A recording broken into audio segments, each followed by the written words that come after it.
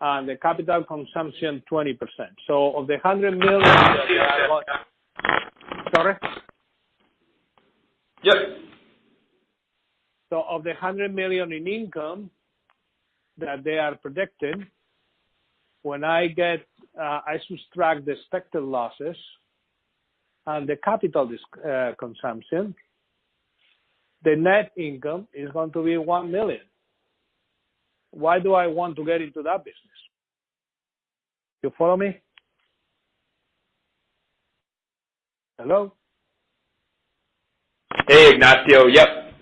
Following. And that's because you have the risk tolerance statement, and you put that together with the business strategy, and then you see which one is optimal here.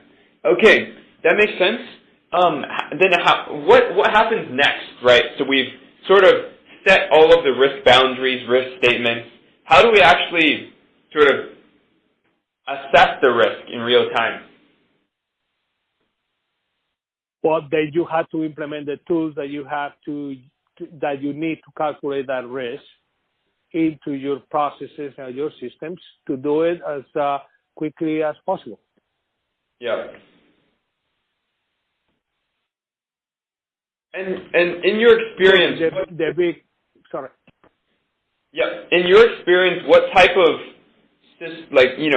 were these cloud-based systems? What type of systems were these?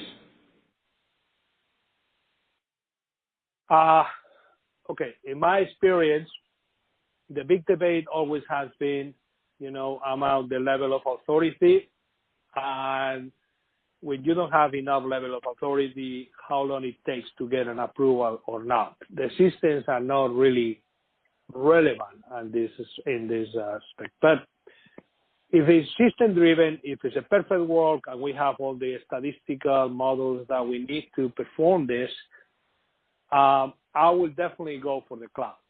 Why? Because it's scalable and has a quick response. Now, let me put it in another words.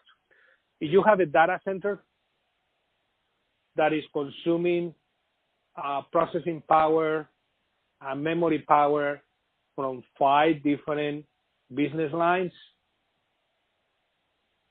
I don't know if when I want to use a specific amount of data, space, and processing for my business is going to be available or not, because it's going to be into conflict with other businesses.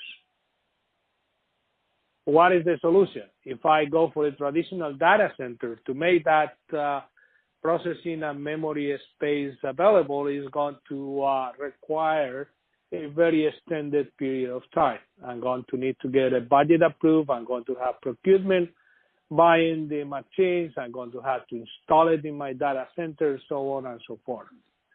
If I go into the cloud, in theory, I should have an on-demand, scalable environment that is going to allow me to have more memory and processing time in no time whatsoever.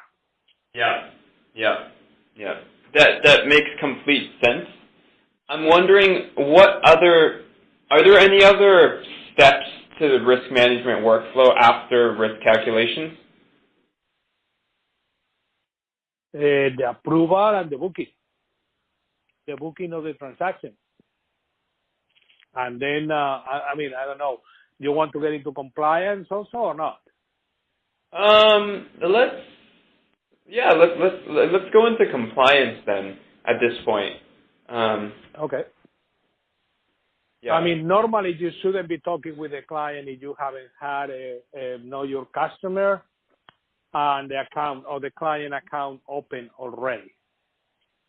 So you already should have a client in your system before you engage with the client to have a conversation about a particular transaction. But sometimes, or I would say very frequently, clients are reluctant to give you the information that you request for your know your customer or boarding until you actually have a transaction with them. Right. So, you have to go through that process of gathering the information. You have to understand what are the